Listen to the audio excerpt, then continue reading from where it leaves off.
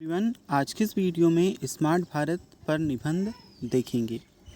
जैसे कि आप देख सकते हैं, स्मार्ट भारत के टॉपिक पर इस वीडियो में आपको अभी तक का सबसे बेस्ट निबंध बताया जा रहा है। बच्चों, इस तरह का निबंध आपको पूरे यूट्यूब में कहीं देखने को नहीं मिलेगा।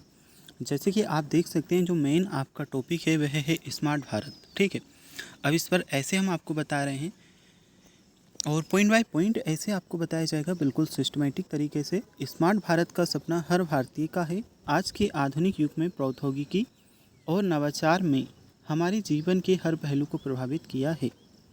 इसी कड़ी में भारत भी तेज़ी से आगे बढ़ रहा है और स्मार्ट भारत की दिशा में कदम बढ़ा रहा है।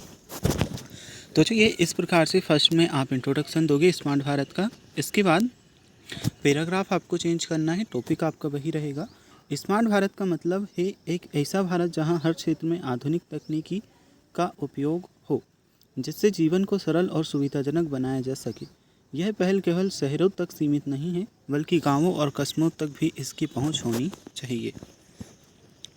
तो जो सबसे पहले फर्स्ट में ये तो आपका इंट्रोडक्शन हो जाएगा, जो हम स्मार्ट भारत पर ऐसे लिखने वाले हैं।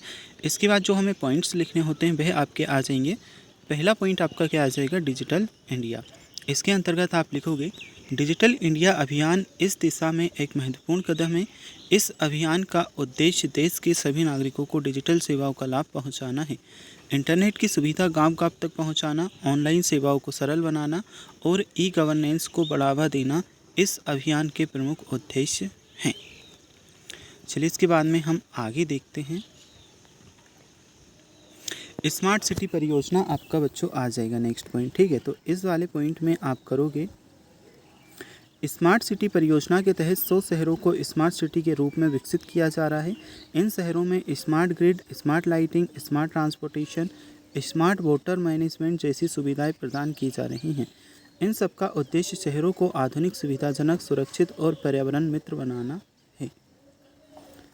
अब जो ये पॉइंट आपका कंप्लीट होगा, इसके बाद में देखिए नेक्स्ट पॉइंट आप क्या करोगे, शिक्षा और स्वास्थ्य।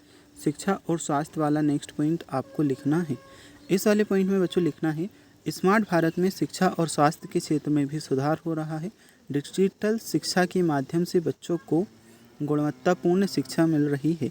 Online classes, e learning platform और डिजिटल लाइब्रेरी ने शिक्षा को नई ऊंचाइयां दी हैं। स्वास्थ्य के क्षेत्र में टेलीमेडिसिन और डिजिटल हेल्थ रिकॉर्ड जैसी सुविधाएं लोगों के लिए वरदान साबित हो रही हैं। तो इसके बाद में आर्थिक सुधार आपका आ जाता है, इसे हम देखते हैं। स्मार्ट भारत के लिए आर्थिक सुधार भी अत्यंत महत्वपूर्ण है। डिजिटल भुगतान प्रणाली ने व्यापार को सरल और सुरक्षित बनाया है। इससे भ्रष्टाचार में कमी आई है और आर्थिक प्रणाली में पारदर्शिता बढ़ी है।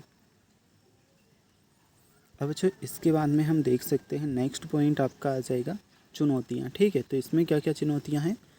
हालांकि स्मार्ट भारत के निर्माण में कई चुनौतियाँ भी हैं। सबसे बड़ी चुनौती है डिजिटल साक्षरता। देश के हर नागरिक को तकनीक का सही उपयोग सिखाना एक बड़ी चुनौती है। इसके अलावा इंटरनेट कनेक्टिविटी, साइबर सुरक्षा और डेटा प्राइवेसी भी महत्वपूर्ण मुद्दे हैं, जिन पर ध्यान देने की आवश्यकता है। अब जो इसके बाद में लास्ट पॉइंट आपका निष्कर्ष आ जाएगा। इस वाले पॉइंट में लिखोगे, स्मार्ट भारत का निर्माण एक लंबी प्रक्रिया है, लेकिन यह संभव है यदि सरकार, नागरिक और उद्योग मिलकर प्रयास करें तो यह सपना जल्द ही साकार हो सकता है। हमें मिलकर इस दिशा में कार्य करना चाहिए ताकि हमारा भारत वास्तव में स्मार्ट और समृद्ध बन सके।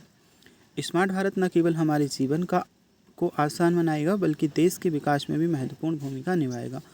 हम इस दिशा में निरंतर प्रयासरत रहना चाहिए ताकि हम अपने भविष्य को उज्जवल बना सकें। तो जो ये है आपका स्मार्ट भारत पर निबंध।